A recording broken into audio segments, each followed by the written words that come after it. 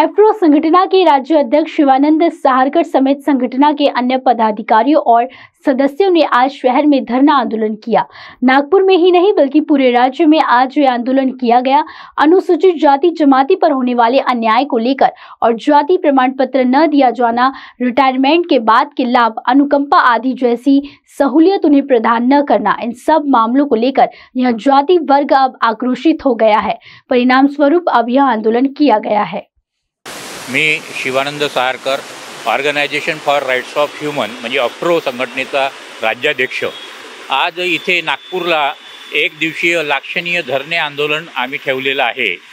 याच पद्धतीने आज पूर्ण महाराष्ट्रामध्ये 36 जिल्ह्यामध्ये लाक्षणीय एक दिवसीय आंदोलन आमच्या संघटनेच्या वतीने सुरू आहे। तर हे आंदोलन घेण्याची का गरज पडली तर अनुसूचित जमाती प्रवर्गातील हलबा, माना, गोवारी, कोडी, ठाकूर, ठाकर, मन्नेरवार, धनगर, धोबा, राज असे छत्री असे 33 जमाती आहेत की ज्यांना महाराष्ट्र शासन जातीचं प्रमाणपत्र देत नाही आणि 20-25 वर्षाआधी ज्यांना जात प्रमाणपत्र दिलेलं आहे त्यांचं जात प्रमाणपत्र स्क्रुटिनी समिती कोणतेही चुकीचे कारण दाखवून 1950 पूर्वीचे पुरावे नाही असं दाखवून आमचे जातीचे सर्टिफिकेट हे रद्द केल्या जाते, इनव्हॅलिड केल्या जाते। आणि यामुळे महाराष्ट्र शासनाने आम्ही नियमित पदावर असताना 20, 25, 30 वर्ष आमची नोकरी झाली असताना आम्हाला 11 महिन्याच्या तात्पुरत्या अधिसंख्य पदावर आम्हाला वर्ग केलं आणि तेव्हापासून आमचे प्रॉब्लेम सुरू झाले। या अधिसंख्य पदाच्या कर्मचाऱ्यांना वार्षिक वेतनवाढ दिलेली नाही, त्यांना ग्रॅज्युइटी, सेवानिवृत्त कर्मचाऱ्यांना पेन्शन, ग्रॅज्युइटी हे आणि त्याचे सेवाविषयक लाभ, सेवानिवृत्ती विषयक लाभ हे दिले नाही। आणि म्हणून आम्ही गेल्या 4 वर्षापासून आंदोलन, धरणे आंदोलन, साखळी उपोषण, आमरण उपोषण इथे केलेलं आहे। इथेच 2022 मध्ये 26 सप्टेंबर 2022 पासून 8-10 दिवसाचं आम्ही आमरण उपोषण इथं केलं होतं। त्यावेळेस माननीय देवेंद्र फडणवीस साहेब उपमुख्यमंत्री यांनी आमचं उपोषण सोडवलं होतं आणि त्यांनी कमिटमेंट केली होती की मी अधिसंख्य पदाचे सगळे प्रॉब्लेम जे काही आहे ते मला समजले आहेत आणि मी ते सोडवणार। त्यांनी 1 महिन्यामध्ये एक GR काढला, 14/12/2022 ला एक GR काढला। त्यानुसार सेवा विषयक व सेवानिवृत्ती विषयक सर्व लाभ अधिसंख्य कर्मचाऱ्यांना देण्यात यावे, अनुकंपा आणि पदोन्नती हे लाभ देय राहणार नाही असं स्पष्ट मराठीमध्ये GR काढण्यात आलेला आहे। परंतु अनेक खात्यामधले अधिकारी या GRची अंमलबजावणी व्यवस्थित करत नाही।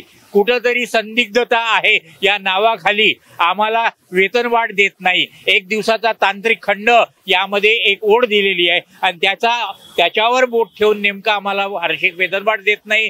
सेवानिवृत्तीचे लाभ जे आहेत ते 2019च्या ज्यावेळेस अधिसंख्य पदाचा GR निघाला त्यावेळेस पर्यंतच आम्हाला सेवानिवृत्तीचे लाभ देण्यात येत आहे। तर अशा पद्धतीने भरपूर असे प्रॉब्लेम गेल्या 4 वर्षापासून अधिसंख्य पदाच्या कर्मचाऱ्यांवर आहे। तर आमचं म्हणणं आहे की तुम्ही 14/12/2022च्या GRचं त्वरित एखादं शुद्धीपत्रक काढा आणि हे जे काही अधिकाऱ्यांचं संभ्रम आहे त्या बाबतीत गव्हर्नमेंटने लवकरात लवकर मार्गदर्शन करावे, यासाठी हे साखळी उपोषण आहे। त्याच पद्धतीने जे आदिवासी स्वतःला खरे समजतात आणि आमच्या 33 जमातीला बोगस आदिवासी समजतात, रियालिटी फार उलटी आहे।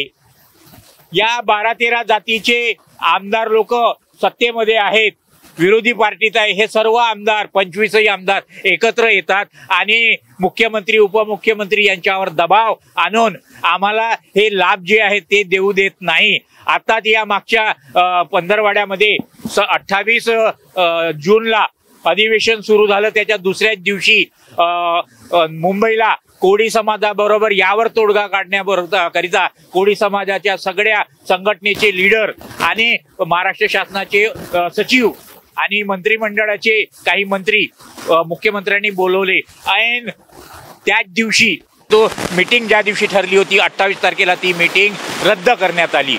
पुन्हा 2 दिवसाआधी पुन्हा एक मीटिंग ठरली तर कालची मीटिंग हे पावसाच्या कारणाने ती मीटिंग रद्द केली। म्हणजे वेळोवेळी विरोधी आमदार आमच्यावर दबाव आणतात, सरकारवर दबाव आणतात आणि त्यामुळे मीटिंग रद्द होती आणि म्हणून कुठेतरी आमच्यावर अन्याय होत आहे। मागच्या वेळेस जेव्हा माझं इथं उपोषण दिवाळीमध्ये सुरू होतं ऑक्टोबरमध्ये, तेव्हा त्या उपोषण सोडवण्याला माननीय देवेंद्र फडणवीस यांच्या सांगण्यावरून आमदार प्रवीण दटके साहेब आणि आमदार विकास कुंभारे साहेब माझं उपोषण सोडवायला इथं आले होते.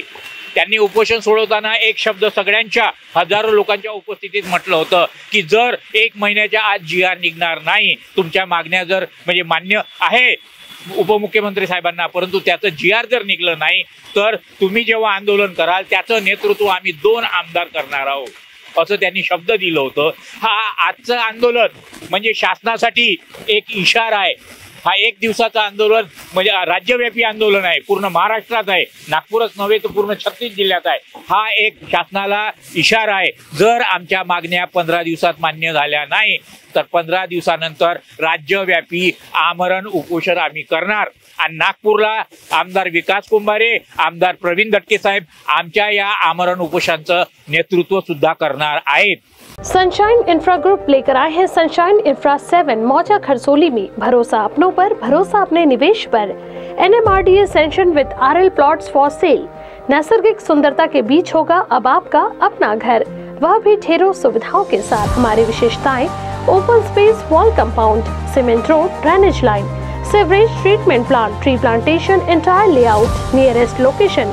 लेआउट से मात्र 6 किलोमीटर की दूरी पर मिहान, 10 मिनट की दूरी पर पोदार और SS इंटरनेशनल स्कूल, 1.5 किलोमीटर की दूरी पर आउटर रिंग रोड।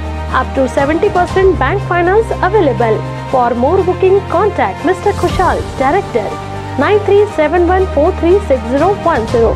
आवर office address: plot number 2021 Jogi Nagar ring road, Shatabdi square, beside Atharva tyre, Nagpur.